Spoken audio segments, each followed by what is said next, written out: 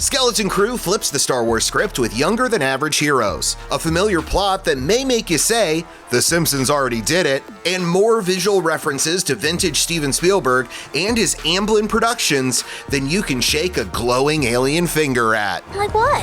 Where do we even begin, Neil? Let's break it all down as we explain why it seems that Skeleton Crew is intent on giving Star Wars back to kids. After accidentally blasting off to galaxies unknown in a derelict starship, the Skeleton Crew crosses paths with Jude Law as the Force-sensitive Jod. Or was it Jard? I introduced myself as Jod, and they all call me Jard. So it's Jard. However you would pronounce J-O-D. Whether Jude is Jod or Jard, he's definitely not a Jedi. Or Jedi. Jedi! Skeleton Crew takes place at the same time as The Mandalorian and Ahsoka, in those 3 decades between Return of the Jedi and The Force Awakens, when the Jedi all but disappear from the galaxy. Law explains that his kid co-stars were what drew him to this project. What makes Skeleton Crew different is that the protagonists are all under 13. There's still the jeopardy, there's still the thrills and familiar species and themes and threads of Star Wars, but it's seen through the eyes of children. What I particularly loved about that was, when I first fell in love with Star Wars, I was a child, and it kind of connects with that. I hope it'll connect with everyone's first feelings when they saw Star Wars as a child, and just the awe and the imagination that it propelled you into as a child. Series creators and Spider-Man Homecoming collaborators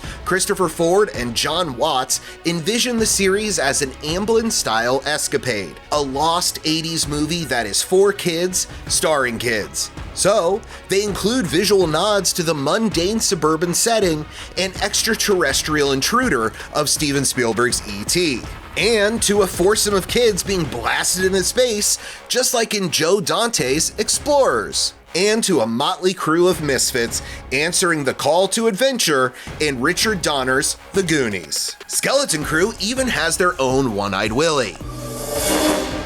One-Eyed Willie. Speaking of pirates, Nick Frost voices the droid first mate of the Skeleton Crew's misbegotten ship called SM-33, or if read in internet language leet speak, Smee, as in Captain Hook's first mate, SM-33, or Smee. Trust no one. Okay, sure, but you can trust that there will be pirates. Anyway, Watts and Ford developed the series at the Mouse House under the codename Grammar Rodeo, a sly reference to the Simpsons episode Bart on the Road, which is also about a road trip gone awry and could potentially hint at the Skeleton Crew visiting Knoxville, Tennessee's famous Sun Sphere. What about the Sun Sphere? You mean the wig sphere? You're welcome to go up there if you want to see 16,000 boxes of unsold wigs. Now, you gentlemen gonna buy some wigs, or ain't you? Probably not. What we do know about our 4 protagonists is that they're named Wim, Fern, KB, and lastly Neil, who resembles Jabba's band leader Max Rebo, and we hope that the Skeleton Crew finally settles the heated online debate about whether Rebo is playing that red ball jet keyboard with his hands, or is he playing it with his feet?